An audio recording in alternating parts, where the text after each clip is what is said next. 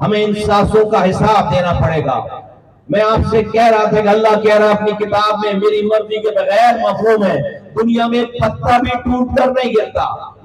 یہ جو ہمارے بچے گٹر میں گر کر مر رہے ہیں، یہ رب کو نہیں پتا؟ یہ رب کو نہیں پتا؟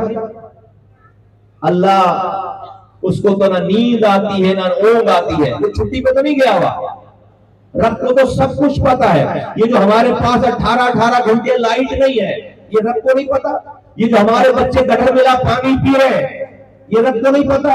یہ ہمارے آج نوجوان ہاتھوں میں ڈگریاں لے کر جاب نہیں ہے، شاپنگ پلازا کے چھت سے چھلانگ لگا کر خودکشی کر رہے ہیں، یہ رب کو نہیں پتا؟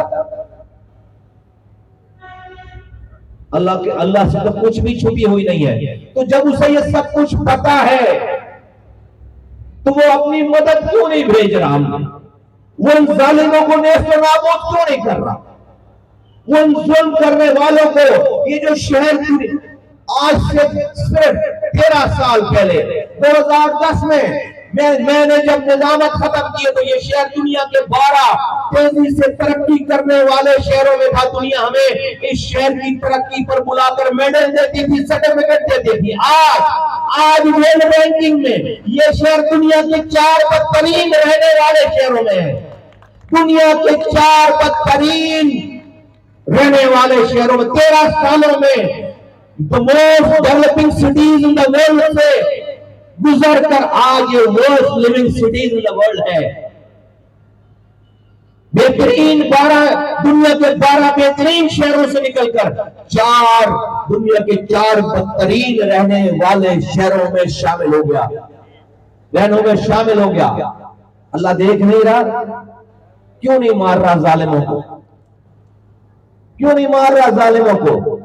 اس لیے کہ میرے بھائیوں، میرے بزرگوں، میرے نوجوانوں، میرے ساتھیوں، اس لیے نہیں مار رہا، اس لیے ظالم کو طاقت دیتا چلا جا رہا ہے، اس لیے اس کا ظلم بڑھتا چلا جا رہا ہے کہ مظلوم اپنے حصے کا کام نہیں کر رہا، مظلوم کوشش نہیں کر رہا، کھڑا نہیں ہو رہا، اس جد و جہد کے لیے ظلم کے خلاف کھڑا نہیں ہو رہا۔ اللہ اپنی مدد نہیں بھیج رہا۔ اللہ کی سنت نہیں ہے، رب کی سنت نہیں ہے کہ وہ مظلوم کی کوشش کیے بغیر ظالم کو نیست و نابود کرے۔ نہیں، آج تک اس نے اپنے پیغمبروں کی بھی مدد نہیں کی بغیر کوشش کرائے ہوئے۔ اللہ کے رسول صلی اللہ علیہ وسلم سے بڑی ہستی دنیا میں نہ کوئی پیدا ہوئی تھی، نہ ہے، نہ ہوگی۔ خاتم النبیین، آقا دو جہاں محمد مصطفیٰ صلی اللہ علیہ وسلم 13 سال مکے کے نبوت کے 13 سال، کون سا ایسا دکھ ہے، کون سی ایسی تکلیف ہے، کون سا ایسا زخم ہے جو دنیا کی سب سے بڑی ہستی کو پیش نہیں آئی؟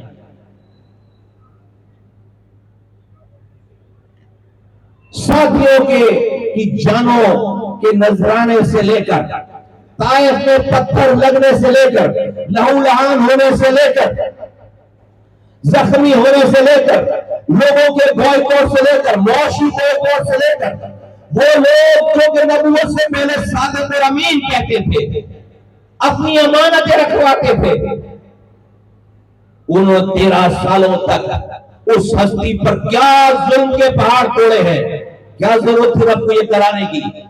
کانٹوں پر چلایا ہے کس کو؟ جس کے لیے دنیا بنائے، جس کے لیے دونوں جہاں بنائے، کیا ضرورت تھی؟ 2 رکعت نفل نماز غار حرا سے پڑھ کر نیچے اترتے پورا مکہ مدینہ مسلمان ہو جاتا، کیا مسئلہ تھا اللہ کے لیے؟ رب کے لیے کیا مسئلہ تھا؟ 2 نفل نماز پڑھ کر دعا کرتے پوری دنیا مسلمان ہو جاتی، رب کے لیے کیا مسئلہ تھا؟ نہیں کیا۔ 13 سال تک جدوجہد کروائی ہے، 2 سال مدینے میں جدوجہد کر، پھر جب جنگ بدر ہوئی ہے 313 نہتے، 1000 کا لشکر، پھر 15 سالوں کے بعد 15 سالوں کی جدوجہد کرانے کے بعد رب نے کہا اب مدد آئے گی، اور ایسی مدد آئی کہ اللہ تعالیٰ قرآن میں کہہ رہا ہے کہ اللہ تعالیٰ نے 5000 فرشتے، میں نے خوشخبری آئی کہا کہ کہہ دو، جا کر سنا دو کہ 3000 فرشتے اتر رہے ہیں مسلمانوں کی نصرت کے لیے، مدد کے لیے. پھر کہا ایک دفعہ اور جا کر اب 5000 فرشتے اتر رہے ہیں. اللہ تعالیٰ نے مسلمانوں کی دل جوئی کے لیے خبر سنوائی کہ دل بڑے ہو جائیں. قرآن ہے، قرآن. 313 نے 1000 کے لشکر کو نیست و نابود کیا. 15 سالوں کے بعد مدد آئی، 15 سالوں کی کوشش کروانے کے بعد. فرعون کو موسیٰ علیہ السلام کے زمانے میں نجومیوں نے حکم بتایا کہ بنی اسرائیل میں بچہ پیدا ہوگا جو تیری سلطنت ختم کرے گا. فرعون نے، قرآن ہے، اگین قرآن ہے، فرعون نے حکم دیا کہ بنی اسرائیل میں جو بچہ پیدا ہو، لڑکی ہے تو زندہ چھوڑو، لڑکے کو ذبح کرو. کوئی بچہ ہی نہیں چھوڑو زندہ. شروع ہو گئے. جو بچہ پیدا ہوتا تھا جہاں، وہاں فوجی آتے تھے، لڑکا پیدا ہوا ہے، ماں کی گود سے چھین کر اس کو ذبح کر دیتے. 1 2 درجن، 2 درجن، 100 200 نہیں. علماء فرماتے ہیں ہزاروں کی تعداد میں ماں کی گودوں سے بچے چھین کر ذبح کر دیے گئے. میں یہ پوچھتا ہوں جب فرعون پہلے بچے کو ذبح کر رہا تھا، اللہ نے مارا کیوں نہیں اسے؟ نیست و نابود کیوں نہیں کیا؟ دوسرے بچے کے ذبح کرنے میں مارتا رہا، تیسرے پہ چوتھے پہ نہیں، ہزاروں بچے ذبح ہو گئے. نہیں مارا فرعون کو، کیونکہ پورا بنی اسرائیل ہماری طرح خاموشی سے اپنے بچوں کو ذبح ہوتا دیکھ رہا تھا. اللہ نے مدد نہیں بھیجی، اللہ نے فرعون نہیں مارا. موسیٰ علیہ السلام پیدا کیا، بڑا کیا، جوان کیا، نبوت دے دی. ان کے کہنے پر ان کے بھائی ہارون علیہ السلام کو نبوت دے دی. اب دونوں بھائی نبی بن گئے. اللہ اور ہارون علیہ السلام اور موسیٰ علیہ السلام کے، اللہ اور موسیٰ علیہ السلام کے درمیان ڈائیلاگز ہیں، گفتگو ہو رہی ہے. قرآن ہے، اس کو نوٹ، قرآن نے اس کو حضور کے ذریعے صلی اللہ علیہ وسلم کے ذریعے ہم تک پہنچائی ہے بات. اللہ تعالیٰ موسیٰ علیہ السلام کو نبی بنانے کے بعد یہ نہیں کہہ رہا کہ موسیٰ اب آپ نبی بن گئے، جانماز بچھائیے، آپ اور آپ کے بھائی جانماز بچھائیں، بس نماز شروع کریں، آپ کی نماز ختم ہوگی، سلام پھیریں گے، پیچھے فرعون مرا ہوا ملے گا آپ کو. نہیں، یہ نہیں کہا، نہیں یہ نہیں کہا. نبی کو یہ نہیں کہا نماز شروع کر دو، نماز تمہاری ختم ہوگی، پیچھے فرعون مر جائے گا ظالم ہے. نہیں، یہ نہیں کہا. جاؤ فرعون کے پاس جاؤ، آواز لگاؤ، سرکش ہو گیا ہے. اللہ نے طریقہ کار بتایا قرآن میں کہ کیسے جا کر اس سے بات کرنی ہے. رک کر سوچو کیا ضرورت ہے، رب کو کیا ضرورت ہے یہ کرنے کی. میرے رب کو فرعون مارنے کے لیے کسی موسیٰ کی ضرورت نہیں ہے. اللہ مجھے، اے نوتازہ آباد کے ساتھیوں، رب یہ سارے واقعات محفوظ کر کے مجھے اور آپ کو یہ بتانا چاہتا ہے کہ اے کراچی کے لوگوں، پاکستان کے لوگوں، دنیا کے لوگوں، اے قیامت تک آنے والے انسانوں، دیکھو میں نے محمد صلی اللہ علیہ وسلم جیسے نبی، میں نے موسیٰ علیہ السلام جیسے پیغمبر کی مدد بغیر کوشش کروائے نہیں کی ہے. میں نے کوشش کروائے بغیر، ان سے کوشش کی، محنت لیے بغیر میں نے ظالموں کے خلاف مدد نہیں بھیجی ہے. جب موسیٰ علیہ السلام کے پاس مدد بغیر کوشش کے نہیں آئی، وہ فرعون جس کے آگے کوئی کھڑا نہیں ہوتا تھا، جب موسیٰ علیہ السلام جا کر کھڑے ہوئے، ان کے کہنے پر ان کی بات ماننے والے بنی اسرائیل آہستہ آہستہ جو اپنے بچے ذبح کرواتے تھے کچھ نہیں بولتے تھے. جب اتنی بڑی تعداد میں موسیٰ علیہ السلام اور اس کے رب کی بات ماننے والے ہو گئے تو رب کا حکم آیا، ہاں اب مدد آئے گی. ایسی مدد آئی کہ سمندر کو حکم ہوا کہ موسیٰ اور اس کے ساتھی کو رستہ بنا کر دو. سمندر نے رستہ دیا، اور اسی سمندر کو حکم ہوا کہ فرعون اور اس کے لشکر کو غرق کرو. سمندر نے غرق کیا. یہ پورا واقعہ اللہ تعالیٰ نے اپنی کتاب میں حضور سرور کونین خاتم النبیین حضرت محمد مصطفیٰ صلی اللہ علیہ وآلہ وسلم کے ذریعے قرآن میں درج کر کے مشتقل آپ تک پہنچائی ہے کہ تاریخ سارے زمانے قیامت تک آنے والے سارے انسانوں کو جب جب اللہ کی مدد چاہیے، جب جب مظلوم کو اللہ کی مدد چاہیے، جب جب اس کو رب کو اپنے ساتھ کھڑا کرنا ہو، اس کو ظلم کے خلاف کوشش کرنی پڑے گی. ہماری طرح رات میں ٹاک شو دیکھ کر, حامد میر کا پروگرام دیکھ کر, کاشف عباسی کو دیکھ کر, ٹاک شو دیکھ کر, ڈرامے دیکھ کر, اپنی ہی گھر میں حکمرانوں کو برا بھلا بول کر سو جائیں گے, اپنے بچوں کو گرم ملا پانی پلا کر, یہ سوچ کر کہ ہماری بددعاؤں سے, ہماری گالیوں سے صبح حکمران ہمیں ہمارا مراوا ملے گا, صبح ہمارا ظالم حکمران ہمیں مراوا ملے گا. نہیں مراوا ملے گا. ہماری کوشش نہ کرنے کی وجہ سے آج تک کسی حکمران کو ڈینگی وائرس کے مچھر نے بھی نہیں کاٹا.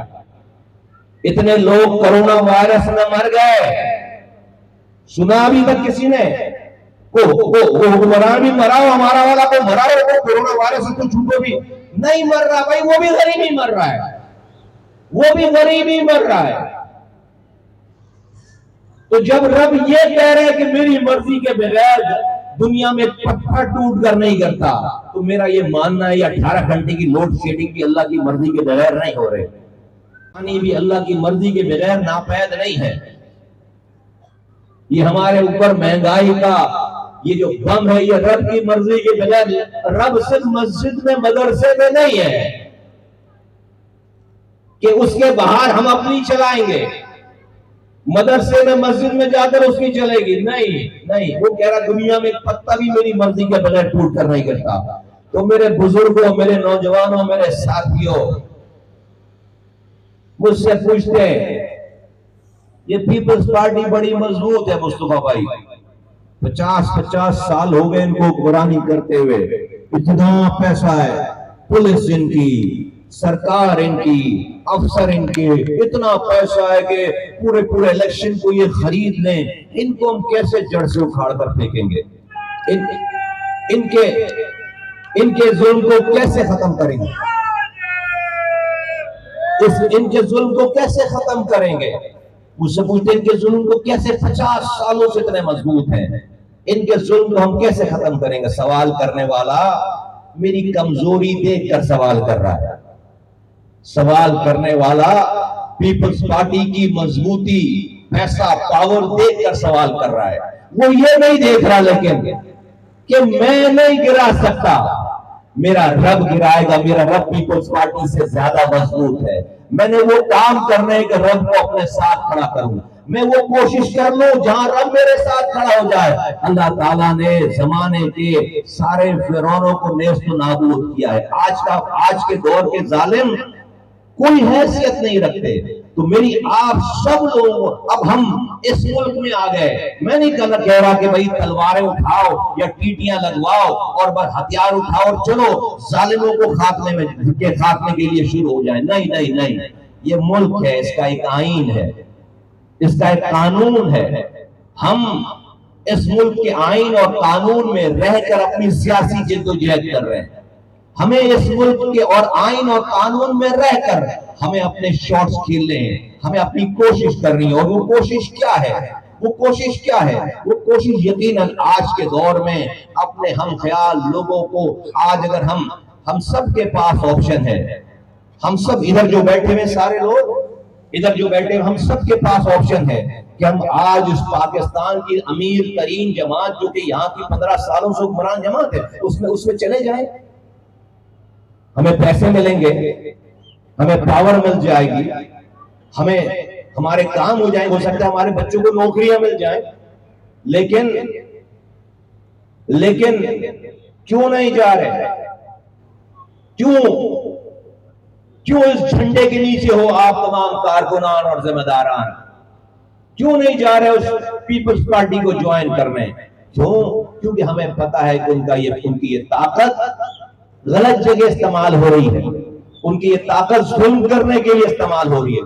ان کا یہ پیسہ غریبوں کی دوائیں بیچ کر ہے, غریبوں کے لیے روڈ بننے میں کرپشن کر کے لے کر, ان کا یہ پیسہ پولیس کو رشوت لے کر, پولیس میں اپوائنٹمنٹ ان کو تھانے بیچ کر پیسے آ رہے ہیں. ان کے پولیس کو ایسے وہ تھانے بیچتے ہیں, وہ آگے لوگوں پر ظلم کرتا ہے. ان کا یہ پیسہ اس شہر میں سسٹم چلا کر کے آپ ایک چھت ڈالنے جائیں گے, آپ کو پیسے دینے پڑیں گے. آپ کو گٹکا ماوے کا کام کرنا, آپ کو پیسے دینے پڑیں گے. آپ کو اپنی اوریجنل ذاتی زمین ملکیت کے اوپر قبضے چھڑانے کے لیے آپ کو پیسے دینے پڑیں گے، ہر کام میں پیسہ ہے، یہ اس پیسے سے انہوں نے اپنی پاور حاصل کی۔ ہم اگر جا کر ان کو جوائن کریں، ان کے سارے کالے کرتوتوں میں ہمارا حصہ ہو جائے گا، ان کے سارے کالے کرتوتوں میں ہمارا حصہ ہو جائے گا۔ تو ہم وہ لوگ ہیں جو اس ظلم کے خلاف، اس ظلم کو مٹانے کے لیے اس طرف ہیں، اس ظلم کے سامنے ظلم کو مٹانے کے لیے اس طرف ہیں۔ لیکن ہم، اے میرے ساتھیوں، ہم صرف یونٹ آفس کھول کر، ٹاؤن آفس کھول کر اگر بیٹھ جائیں گے اور ہم سمجھیں گے ہم 2 گھنٹے صرف ٹاؤن میں، آفس سیکٹر میں، ٹاؤن میں، یونٹ میں بیٹھ کر واپس چلے جائیں گے، اس سے ظالم نیست و نابود ہو جائے گا، ہمیں فتح ہو جائے گی، بہت معذرت کے ساتھ ایسا کچھ بھی نہیں ہوگا، اور نہ ہمارے ساتھ اللہ کی مدد آئے گی۔ ہمیں اپنے اپنے آفیسز سے نکلنا پڑے گا، ہمیں لوگوں کے پاس جانا پڑے گا، ہمیں لوگوں کے پاس جا کر دعوت دینی پڑے گی، ان سے جا کر ان سے ڈائیلاگ کرنا پڑے گا، اپنے نظریے کو ان کو سنانا پڑے گا۔ اور جب آپ جائیں گے کسی کے پاس تو پھر آپ کو اپنے کردار کو، اپنے گریبان کے بٹن کو بند کرنا پڑے گا، اپنے کردار پہ نظر ثانی کرنی پڑے گی، جب جا کر آپ کسی کے سامنے کھڑے ہو سکتے ہیں۔ تو آج کا یہ مرحلہ ایسا ہے کہ ہمیں خود کو بھی ٹھیک کرنا ہے، اور خود کو ٹھیک کر کے لوگوں کے سامنے لے کر جانا ہے۔ آج اس دنیاوی طور پر اس کراچی میں دیکھو کسی کے پاس کوئی آپشن نہیں ہے، اس ایم کیو ایم کے علاوہ کسی کے پاس کوئی آپشن نہیں۔ 15 سالوں سے پیپلز پارٹی کی حکمرانی ہے، انہوں نے کوئی ایسا کام کیا ہے کہ کراچی والا ان کو ووٹ دے؟ انہوں نے کوئی ایسا کام کیا ہے کہ کراچی والا دل سے ان کو ووٹ دے؟ ان کے پاس پیسہ ہے، وہ سمجھتے ہیں ہم الیکشن جیتیں گے نہیں، ہم الیکشن لڑیں گے نہیں، ہم الیکشن خرید لیں گے۔ پیسہ اس سے پہلے والوں کے پاس گرا، انشاءاللہ تعالیٰ ان کا یہ گمان، ان کا یہ گھمنڈ آئندہ آنے والے 2-3 مہینوں میں انشاءاللہ تعالیٰ دور کریں گے۔ دوسری جماعت پی ٹی آئی ہے، 4 سالوں میں پی ٹی آئی نے ایسا کچھ نہیں کیا کہ کراچی کے لوگ 14 سیٹیں جس بھی طرح سے دے دی گئی تھیں ان کے ساتھ جا کر ان کو ووٹ دیں، ان کے ساتھ جا کر کھڑے ہوں۔ اگر اور جماعت اسلامی 4 لاکھ ووٹ ہیں ٹوٹل ان کے، ویب سائٹ جا کر دیکھو الیکشن کمیشن کے، ٹوٹل 4 لاکھ ووٹ۔ ہاں ان کو سیٹیں 100 یونین کاؤنسل کی سیٹیں مل گئی ہیں۔ کیسے مل گئی؟ ہم نے بوائیکاٹ کیا، ہم نہیں تھے، ہماری چھوڑی ہوئی، بوائیکاٹ کی ہوئی سیٹوں کی وجہ سے ان کو سیٹیں ملی ہیں۔ 4 لاکھ ووٹ ہیں۔ ایم کیو ایم نے 2015 میں جب الیکشن ایم کیو ایم لڑی تھی 11,78,000 ووٹ تھے۔ ابھی پیپلز پارٹی، جماعت اسلامی، پی ٹی آئی کے سارے ووٹ ملانے کے بعد بھی 11 لاکھ ووٹ نہیں بن رہے۔ جس دن ایم کیو ایم ان کے سامنے کھڑی ہو جائے گی ان کو ایک کونسلر نہیں جیتنے دیں گے۔ تو جماعت اسلامی آپشن نہیں ہے۔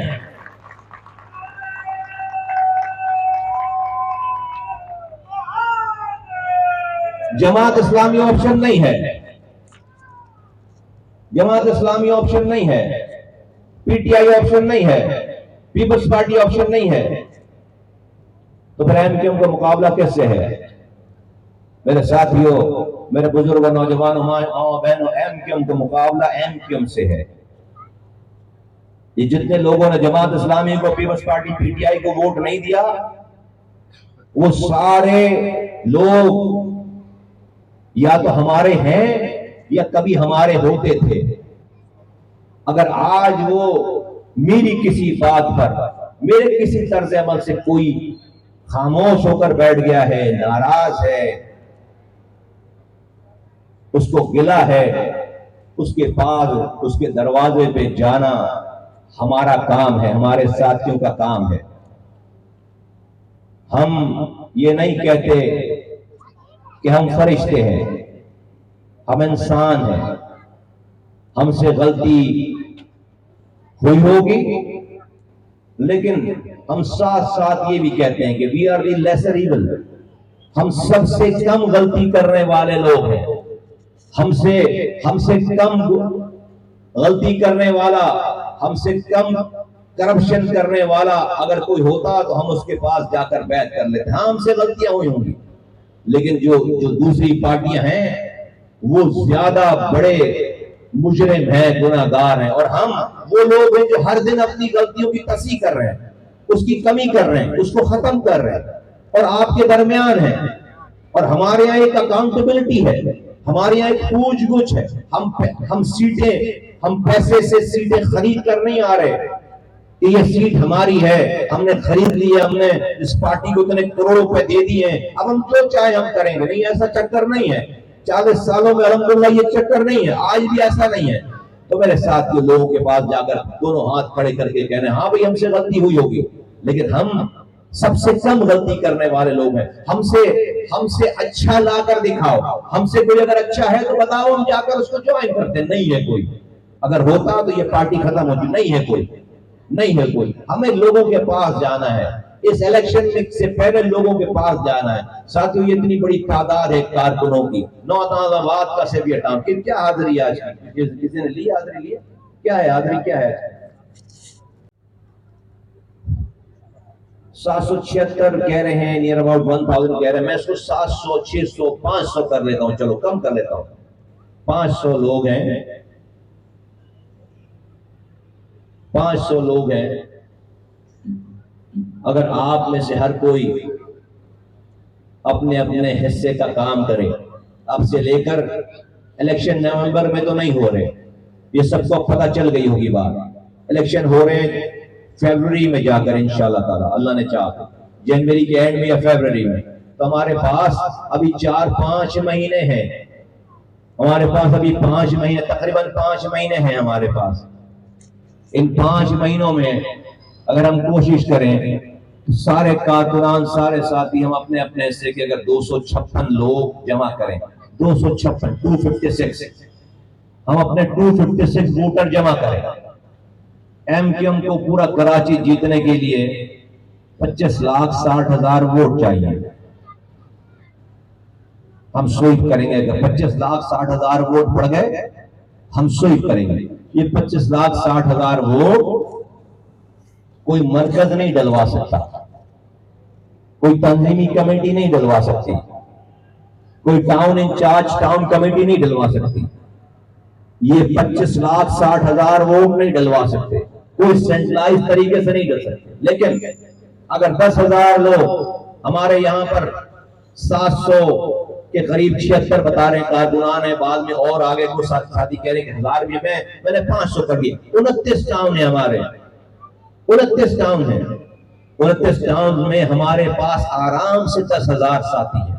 سب نے اگر 256 ووٹ اپنے گھر سے شروع کر کے پڑوس محلے رشتہ داروں میں 256 ووٹوں کو یکجا کر لیا اور اس کی ذمہ داری لے لی الیکشن والے دن ڈلوانے کی، تو اگر 10,000 کارکنان ہیں اور سب نے 256 ووٹ ڈلوائے تو 25,60,000 ووٹ پڑ جاتے ہیں.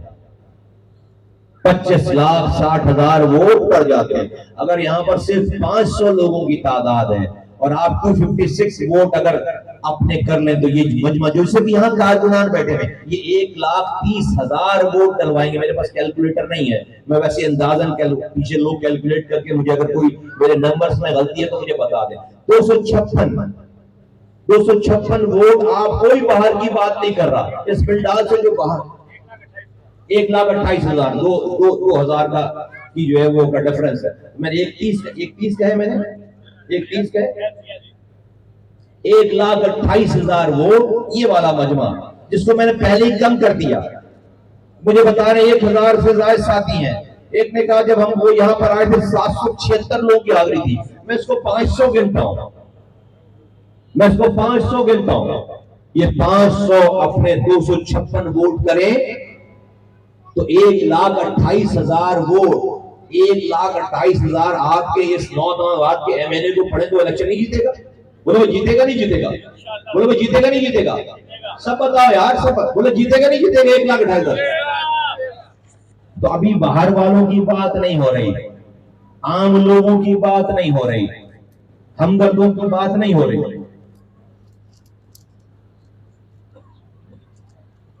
ہمدردوں کی بات نہیں ہو رہی. ابھی تو پیورلی نارتھ نازم آباد کے کارکنوں کی بات ہو رہی ہے، جو کارکنان ہیں، ذمہ داران ہیں. اور یقیناً سب تو یہاں حاضر نہیں ہوں گے، کچھ لوگ چھٹی پہ ہوں گے، کچھ لوگ اپنے کاموں سے، کچھ لوگ بیمار ہوں گے. سارا کارکن تو نہیں ہے یہاں پہ. ساری 100